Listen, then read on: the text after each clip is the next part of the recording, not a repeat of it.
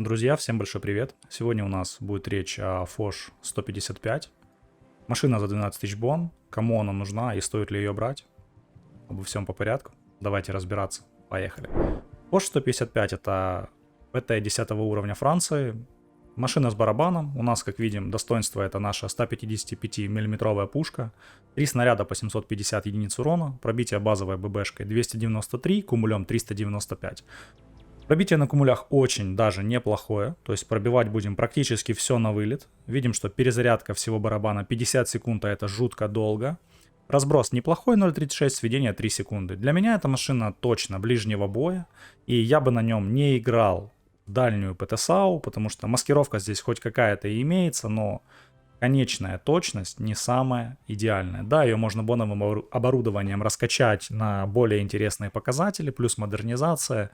Но в целом, как по мне, прикольнее на нем играть со второй линией. Это точно. По орудию разобрались. Давайте сейчас посмотрим подвижность машины, обзор. Видим, что у нас 1000 лошадиных сил мощность двигателя, 17,36 мощности на тонну, 50 вперед, 13 назад. Скорость очень даже неплохая, то есть машину назвать медленной нельзя. Он едет довольно неплохо, но назвать его сверх там быстрым также язык не поворачивается. Видим, что у нас базовый обзор 380 метров, это довольно неплохой обзор, то есть не самый плохой на уровне. Но есть машины и с лучшим обзором однозначно. Вам чаще всего этого обзора будет хватать.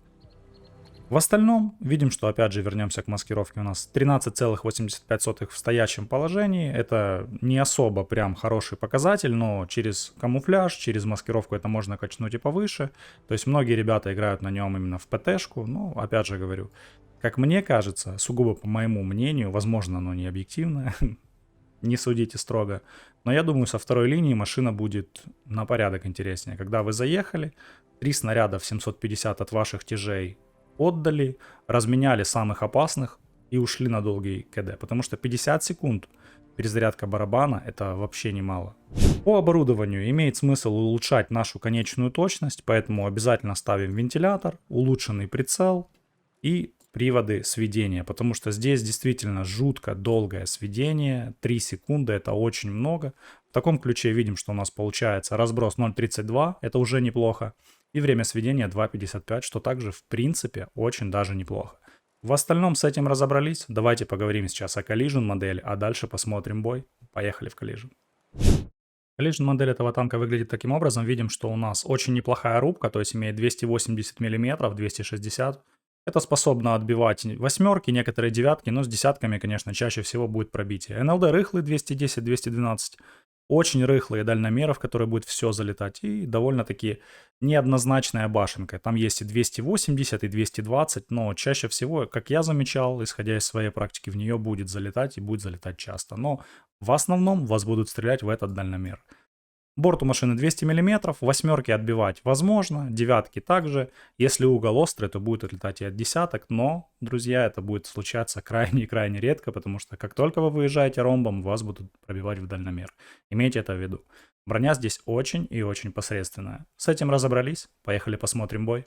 Сегодня с вами посмотрим отличный бой на танке 10 уровня, это Foch 155, ПТшка французская 10. На карте у нас Оверлорд.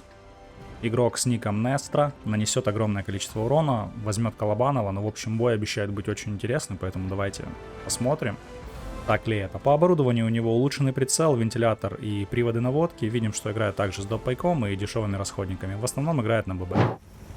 Изначально принимает решение двигаться на пляж, это абсолютно правильно, здесь есть отличная ПТ-позиция, с которой можно по тяжам понастреливать. Видим, что у нас много тяжелых танков в сетапе, то есть 60 ТП, Кранваген, Т-57 Heavy, ВЗ.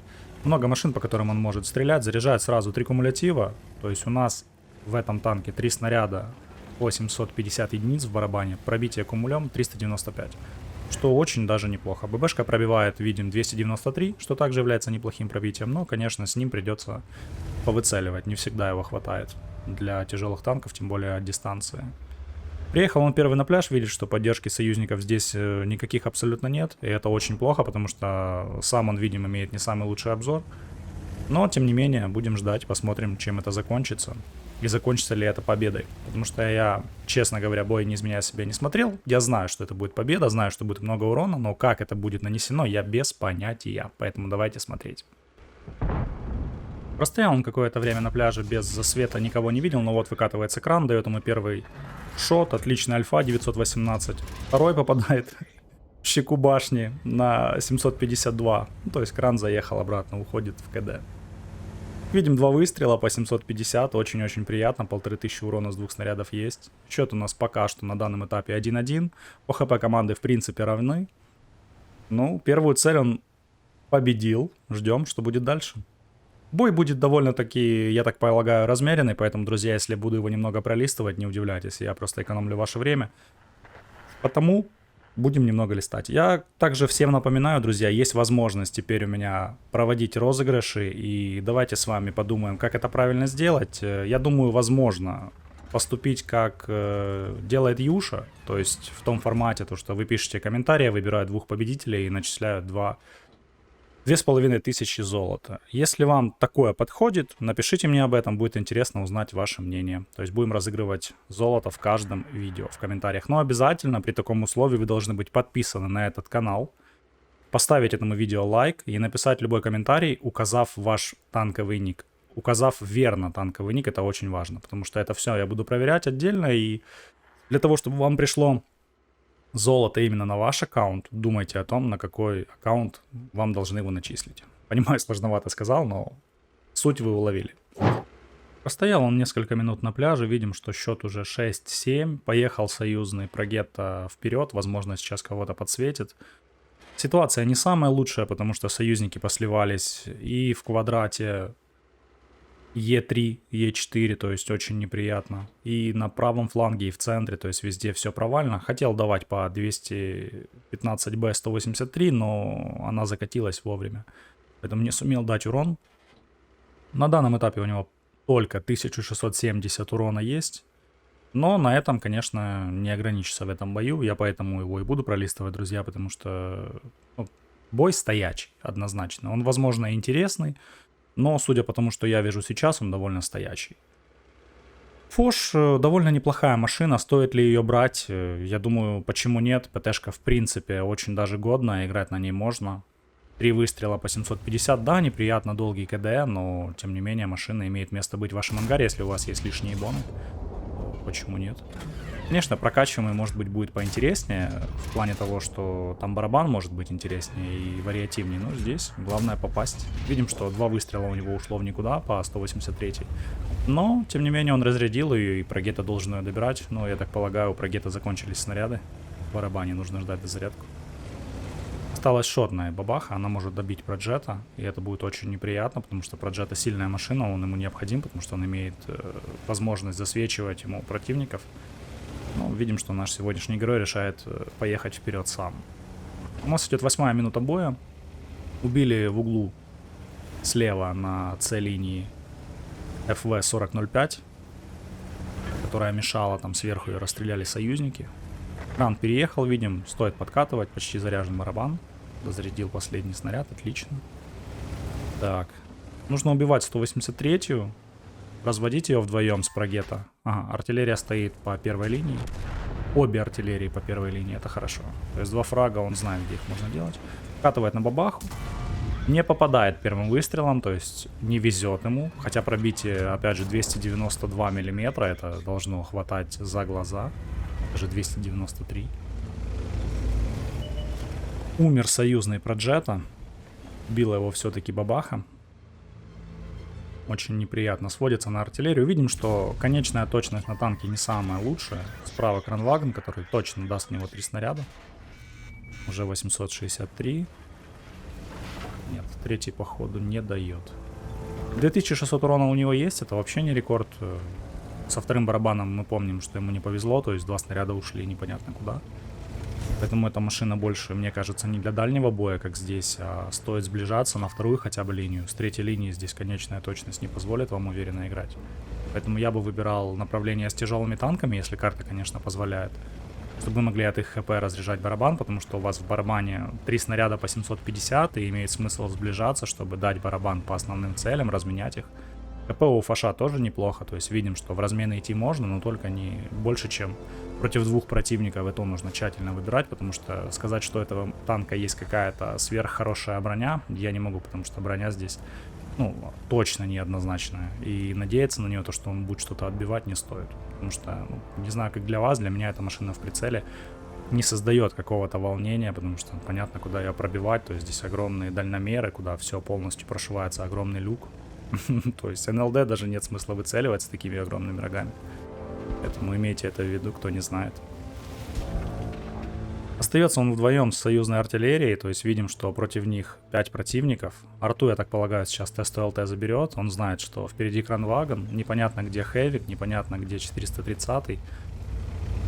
Нужно как-то дожидаться, у него 557 хп, этого очень мало. То есть я не знаю, как с таким количеством он взял Колобанова. Опять же, друзья, я думаю, это не без везения, поэтому напишите сейчас, поставьте видео на паузу, повезло ему в этом бою или нет, потому что я же опять говорю, я бой не смотрел.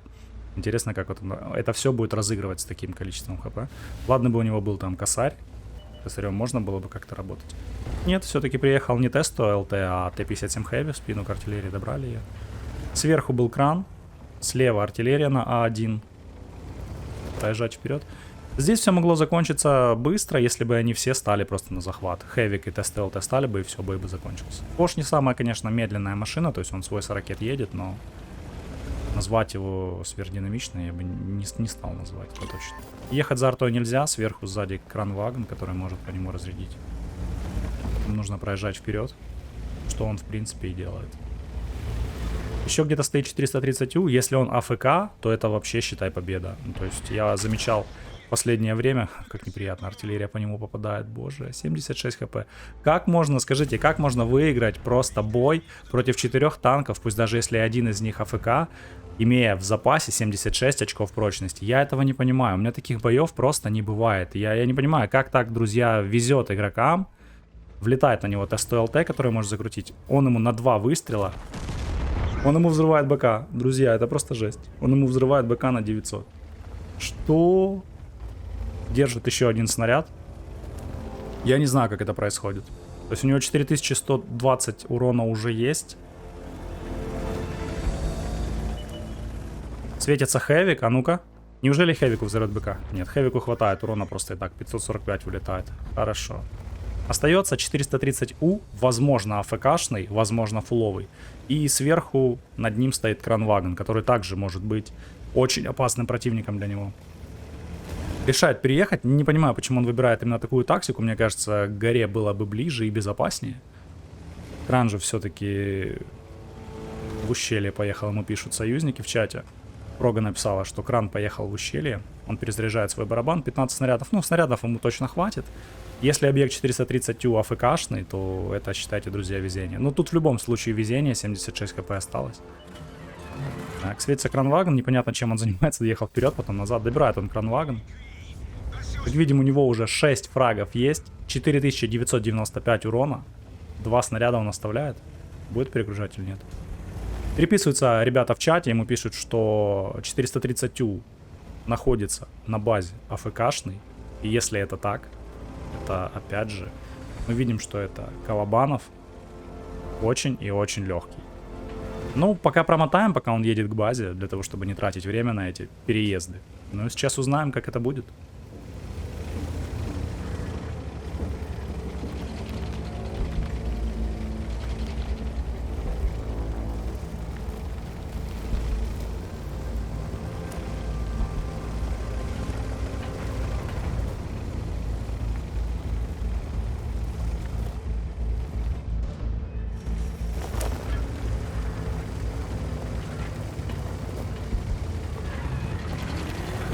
Ну что, друзья, сейчас будет заключение этого боя. Подъезжает он к базе, как видим. Непонятно, АФКшный ли 430У. 4995 урона у нашего сегодняшнего героя есть. Да, все верно. 430У стоит АФК. И первым же выстрелом он ему подрывает БК. 2 взрыва БК в бою. 6569 урона за бой. Колобанов. Ну, не без везения, но тем не менее. И такие бои тоже бывают. Напишите мне ваше мнение насчет розыгрыша и увидимся в новом видео. Пока-пока.